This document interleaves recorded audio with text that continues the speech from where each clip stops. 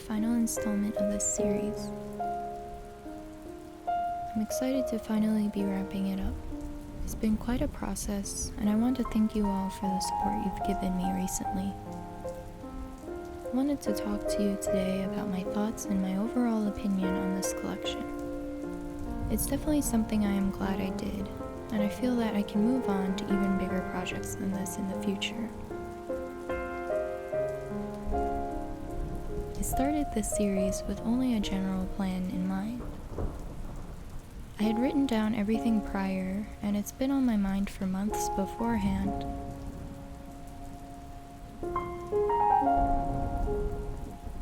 I've mentioned this many times before, but often the planning of the work is more involved and takes more time than the actual painting does.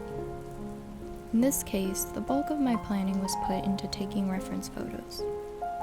Conceptualizing each piece individually, though, I think I could have benefited with a little more time. I do like the collection as a whole. Do they express exactly what I had originally envisioned? Not necessarily. I don't think any piece you create will look exactly like what you imagined it to be.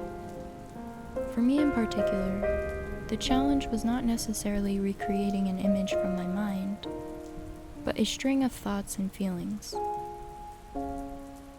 Words and emotions don't have a physical form, so when painting them, there are many ways you can interpret those concepts.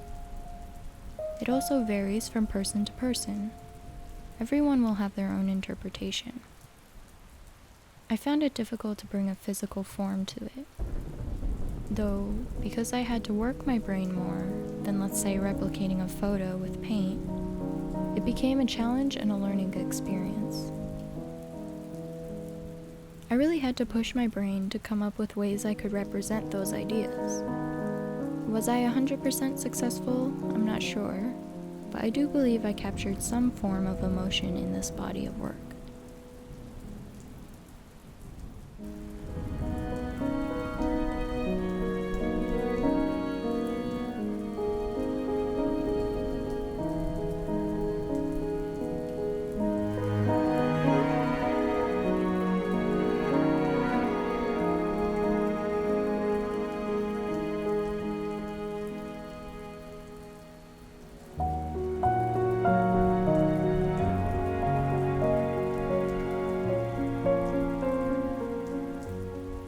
There are definitely some things I would change going forward, though. To begin with, I would definitely allot more time with the planning process to really work out the idea and paint little thumbnails and color studies, and to explore different compositions. That way I would feel less rushed and more prepared when beginning the final piece. If I did not have much time to work, I would stick to the smaller sizes, particularly the 18 by 24. I think that was the perfect size for this project because it was large enough I could include many details, but small enough I didn't feel too overwhelmed. The last two paintings, which were 24 by 36 inches, were a bit too ambitious for the time I had. Usually I like to incorporate different elements and details into my paintings, especially those on a larger scale. But with these two, I didn't have the time, and I feel you have to give extra care and attention to the figure if that is the only thing commanding the space. For that reason, I think my favorite piece would have to be the fifth in the series. I had a really enjoyable time painting that piece, and the elements just fit together so well in my mind. I really didn't have to fight the idea, and while it took me a bit longer to complete than the rest, I thoroughly enjoyed the process. Let me know which was your favorite from the series.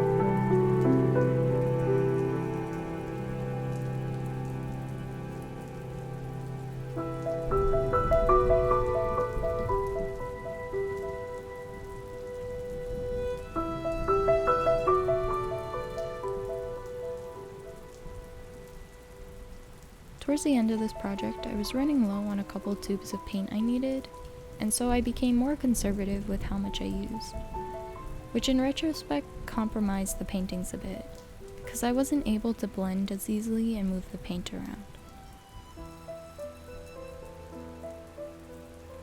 I also enjoyed working with various textures in the paintings. I used an impasto medium from Winsor & so I wouldn't have to waste paint, and it worked pretty well.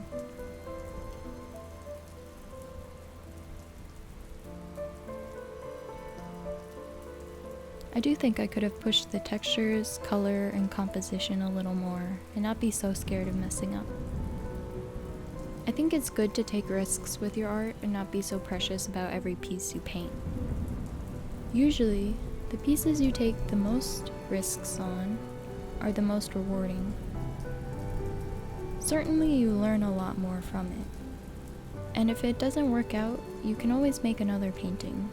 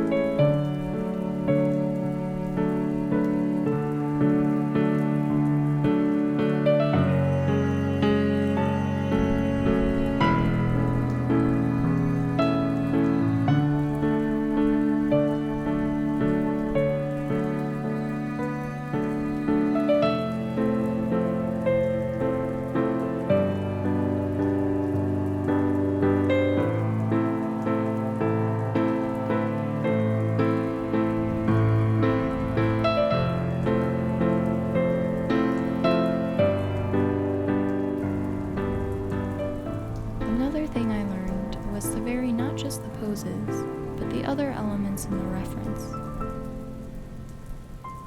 I found myself getting quite bored painting the same corset and chain over and over again, so that in the last couple paintings I got a bit lazy and I did not put as much effort into those elements.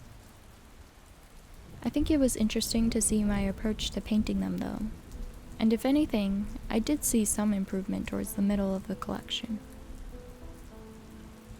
Repetition is a good way to improve on something you are unsure to paint, but make sure you have the patience to paint it. I had to actually paint the chains twice for this piece because I wasn't satisfied with the first attempt. The second attempt was a little better, but I could have put more effort into it. On another note, I do like the color scheme I stuck with. It was an interesting challenge considering I don't usually paint skin in this bluish gray tone, and keeping it relatively monochromatic also helped me control my values and not get too overwhelmed by my palette. I think keeping a limited palette is a great way to learn.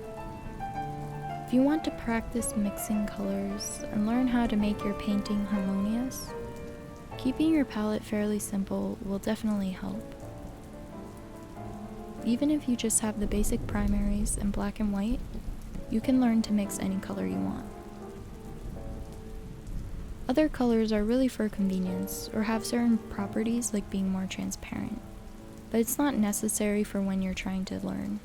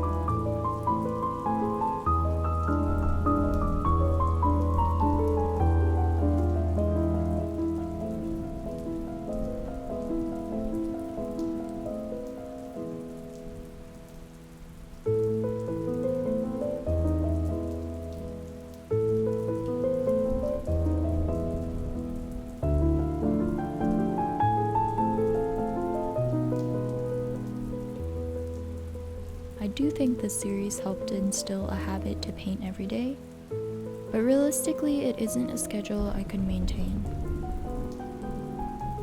There is a lot I have to do in the day besides painting, though it would be nice if that was all I had to do. Realistically though, I have to continue to go back to the basics and study in order to improve my more creative work. There's a lot I still have to learn, and I do not want to neglect that part of my process. For projects like this in the future, I think I will take my time and post content in between. On that note, I'm excited to get back into making regular videos. I haven't touched my watercolor or gouache in a while, so it would be nice to change the pace a bit. I have some fun videos coming up as well, so look out for those. I hope you enjoyed this series and seeing my process behind creating these paintings. That's all I have for you for now. Thank you for watching, and I'll see you next time.